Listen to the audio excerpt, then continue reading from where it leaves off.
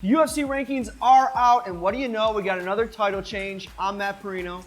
I'm a big fan of 90s movies that involve Christian Slater, so today I decided to dress with two shirts because I live in the desert and Christian Slater was awesome in the 90s. Pump up the volume forever, baby. So Tyron Woodley takes out the champion, Robbie Lawler. It was a great, spectacular finish. First round knockout. This guy called it. I didn't call shocked. it. I'm still I shocked. said it was a good matchup and it was smart of Ty Wood to wait. I'm sure he feels it was worth the wait now. Now you said going into this one that you were a little bit concerned about Robbie taking all this punishment, a bunch of wars. Yep. Is this the result of kind of all that mileage in the octagon? Could be the result of that. It could be the result of T. Wood having a really fast right hand. Now for Woodley, is this something we can expect, a guy that's going to come out here, be a finishing machine as champion? Or was this kind of an aberration? Do you see him kind of, being tested a little bit more next time out? Dana White described him best as a 50-50 fighter. Sometimes he shows up and he is amazing. He does stop people in the first round. And sometimes he shows up and he just doesn't have it, like when he fought Roy McDonald or when he lost the belt to the guy that fought Nate Marquardt. Yeah, just didn't have it those nights. So he is an aberration the whole life to begin with. Not just this performance, in life in general. So Woodley makes his debut as new champion at number 10 in the pound-for-pound rankings. I thought it was a little bit nuts. I mean, I think we overreact to one fight. He's been out of action for a year and a half, but this guy loves T. Wood. I love T. Wood too, but you really love him, and you are happy with that placement in the pound-for-pound rankings. Well, it's a $170. Below him, Bisping, yeah, he's lighter, so he's got to win that.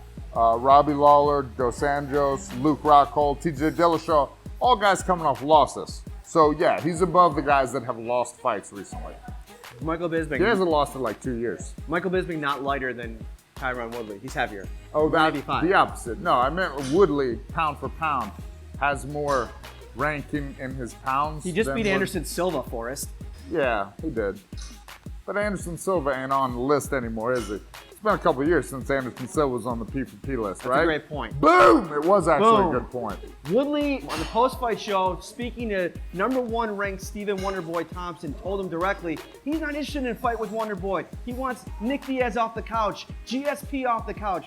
What do you think about that? Shouldn't he want the top guys in the division? I mean, what he wants and what he's going to get are two very different things. Yeah, he's a smart guy. If he could get the GSP fight, that'd be big money for him. If he could get the Nick Diaz fight, that'd be a great fight, big money for him. I wouldn't want to fight Stephen Thompson either. He's an awkward guy to fight. He's a tough guy to fight. We just saw when he beat Roy McDonald, who beat T. Wood, handily, I might add. What a tough matchup that is. So, you're not going to rush into a fight with Stephen Thompson. You'd rather the bigger name. Anytime I was fighting, I always wanted the biggest name with the least amount of talent behind it. So the older, the better the guy, like GSP. We don't even know what he's got anymore. It's been like forever. I would love to fight him, right? Nick Diaz, out for over a year. Love to fight him. Also, these guys are both big draws. Dollars, baby, dollars and cents. D-Wood knows what's up. In the co-main event, Karolina Kowalkiewicz, huge win, takes out Rose Namajunas. And I was a little bit freaked out. I knew something was about to go down. The fight was starting. Rose Namajunas looked like a beast as usual. Karolina Kowalkiewicz was on the thing like this, just like, let's go. No. See, I noticed that too. She had the wherewithal, like when I called her name, she looked at the camera and goes, hey guys, what's up? I gotta give you a little smile. So I knew she was in the right frame of mind. Mm-hmm.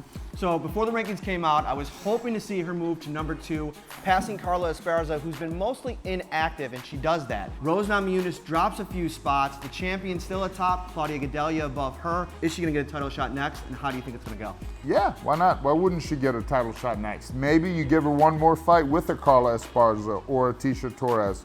But yeah, I mean, she's looked progressively better in her fights. Mm-hmm. She said after the fight that Joanna doesn't want to fight her. She's running scared. What's your take on that? Well, that's crazy talk. Joanna ain't scared of no 115-pound women. That'd be a good fight. They fought before. We'll let them run it back, and we'll see if what she's got to say, Karolina. We'll see what she's got to say after they fight again. I can't think of anyone else for her to fight. All right.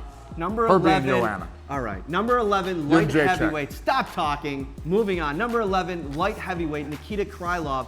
Another huge win. Yeah. He stops Ed Herman. This is his 5th straight Yeah. UFC win, 5th straight UFC finish. He's got the record right now. Would you have liked to see him move up a few more spots? Maybe not even as high as number 8 or 7.